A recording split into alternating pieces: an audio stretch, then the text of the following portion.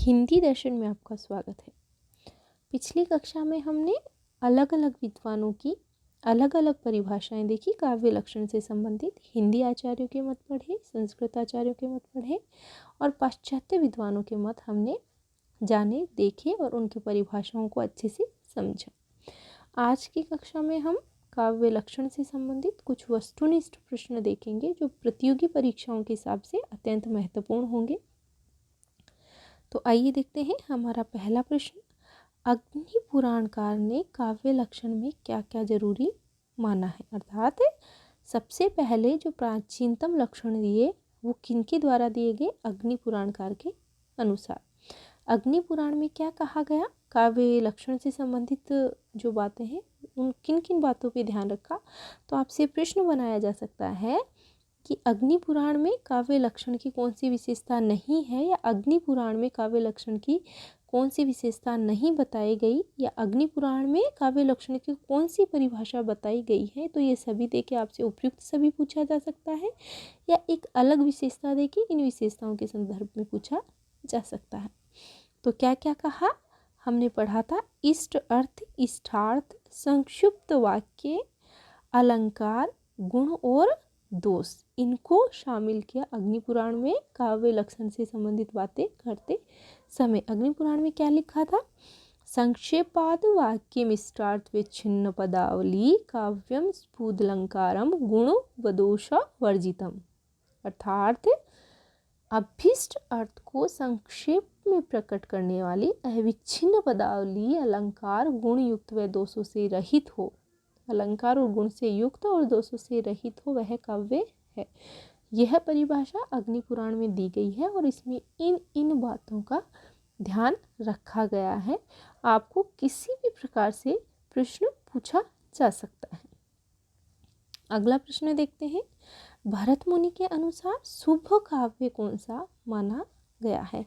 भरत मुनि ने अपने काव्य में कौन कौन से लक्षण हैं उनको शामिल किया है। भरत मुनि ने क्या कहा है कि शुभ काव्य के विषय में क्या कहा है? तो हम देखते हैं क्या क्या कहा है भरत मुनि ने। कि ये जो मत है ये देकर आपसे पूछा जा सकता है, एक अलग मत देकर, कि कौन सा लक्षण भरत मुनि का बताया हुआ नहीं है या है। इसलिए इन सभी जो विशेषताएं हैं भरत मुनि की काव्य लक्षण की वो आपको याद रखनी होंगी। भरत मुनि क्या कहते हैं? संस्कृत में कहते हैं मृदु, ये एक शब्द याद रखेंगे, मृदु ललित पदाढ़। अगर ऐसा कोई शब्द आ जाता है कि यह परिभाषा किसकी है, लंबी सी, मृदु ललित पदाढ़, तो यह है भरत मुनि की परिभाषा है, पूरी परिभाषा है। मृदु ललित पदाढ़ गूढ़म शब्दार्थहीनम जनपद सुखबोध्यम युक्ति मन नृत्य योजनम बहुकृत रसमार्ग संधि संधान युक्तम स भवति शुभ काव्यम नाट्य प्रशिक्षणा, अर्थात जिसमें कोमल ललित शब्द हो, शब्द और अर्थ अत्यधिक गूढ़ न हो। अब यहाँ ध्यान देंगे, गूढ़ न हो, जनसाधारण सरलता से समझ ले, तर्क संगत हो, नृत्य योजना जिसमें हो, भिन्न भिन्न प्रकार के रस स्वीकार किए जा सकते हो, और कथानक में संधियों का निर्वाह हुआ हो। ये सभी लक्षण भरत मुनि ने बताते हुए कहा है कि इस दृष्टि से नाटक देखने वालों के लिए शुभ काव्य वही होता है जिसकी रचना कोमल और ललित शब्दों में की गई हो और जिसमें शब्द और अर्थ अत्यधिक गूढ़ न हो, जनसाधारण समझ ले, तर्क संगत हो, जिसमें नृत्य योजना हो और भिन्न भिन्न प्रकार के रस स्वीकार किए गए हो और कथानक संधियों का निर्वाह किया गया हो। ये भरत मुनि की परिभाषा में शामिल किया गया है। अगला प्रश्न देखते हैं। शब्दार्थों सहितो काव्यम, यह बहुत बार पूछा जाने वाला प्रश्न है। शब्दार्थों सहितो काव्यम, यह काव्य लक्षण की परिभाषा किसने दी है? तो आपको नाम दे देंगे भामह, रुद्रट, मम्मट या कुंतक। तो यह है जो परिभाषा है यह भामह की दी गई है और भामह का जो ग्रंथ है वह बहुत महत्वपूर्ण है, काव्य अलंकार। अगला प्रश्न देखते हैं। शरीर तो इष्ट अर्थ से युक्त पदावली है, यह किसने कहा है?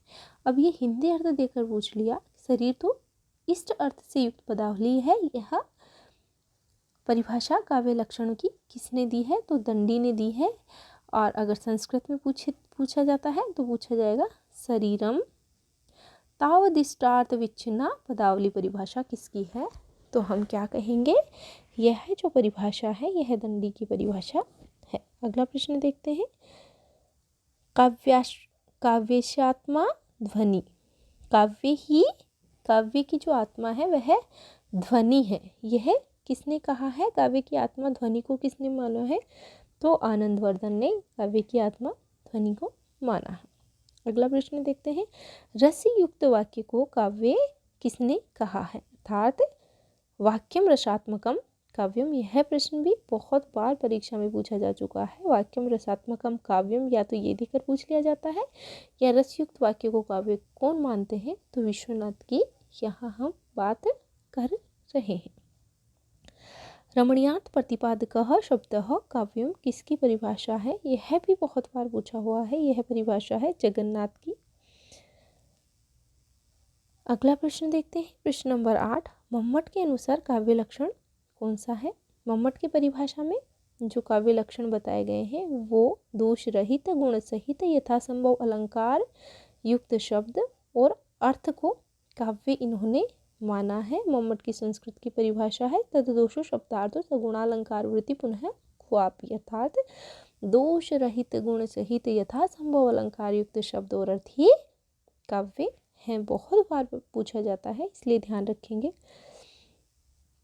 यह आगे पूछ लिया है। अगला प्रश्न, प्रश्न नंबर 9। तद्दोषो शब्दार्थो सगुणालंकार पुनः क्वापि परिभाषा किसकी है? मम्मट की यह परिभाषा है।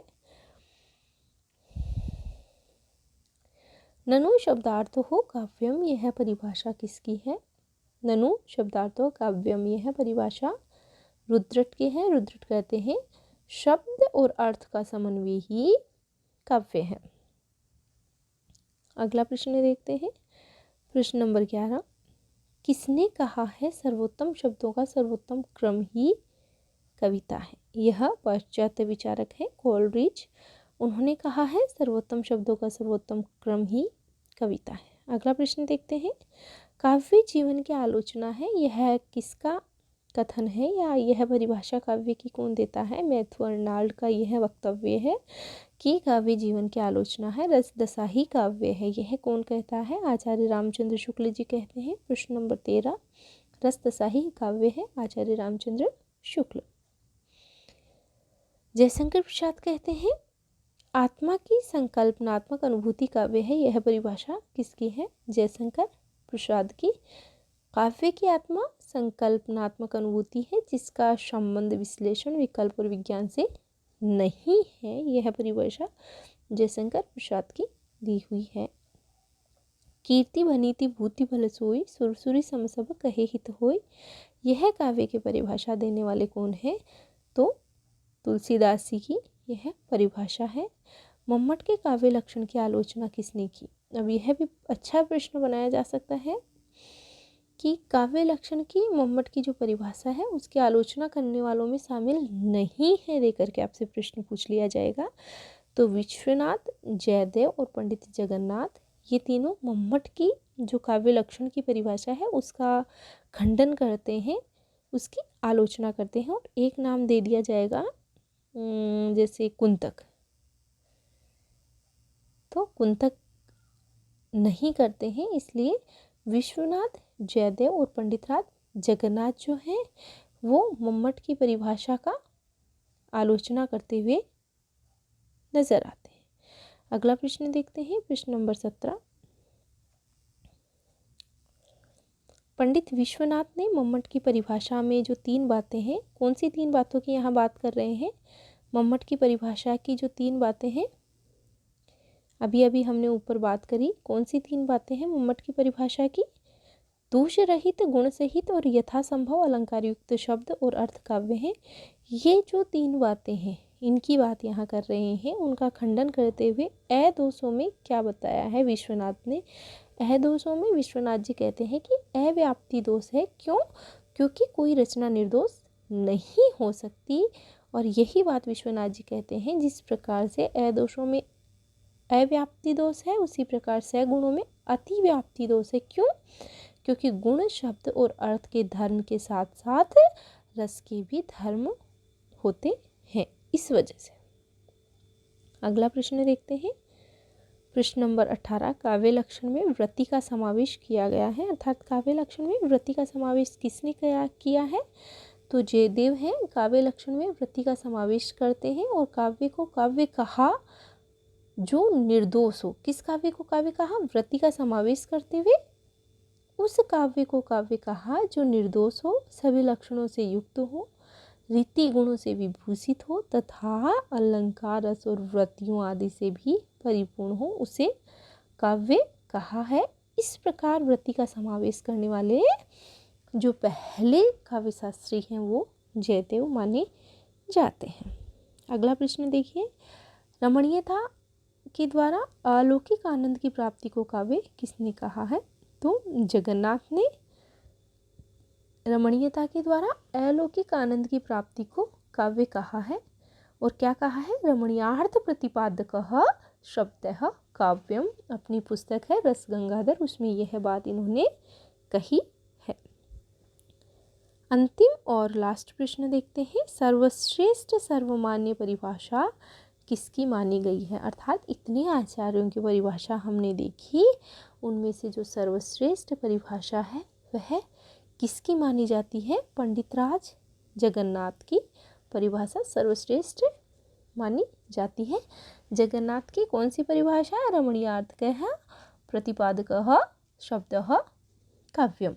जगन्नाथ ने अपनी परिभाषा में रमणीय शब्द अर्थात जिसके ज्ञान से लोकोत्तर आनंद की प्राप्ति होती हो, शब्द का प्रयोग कर कविता में अलंकार, रीति, ध्वनि, रस इत्यादि की प्राथमिकता या प्रधानता पर विराम चिन्ह लगा दिया। पंडित जगन्नाथ के काव्य लक्षण में पूर्ववर्ती आचार्यों की परिभाषाओं जैसे आनंदवर्धन का लोकोत्तर आह्लाद, वामन का सौंदर्य, दंडी का इष्टार्थ, कुंतक का वक्रताजन्य आह्लाद का सार और निचोड़ भी समाहित हो जाता है।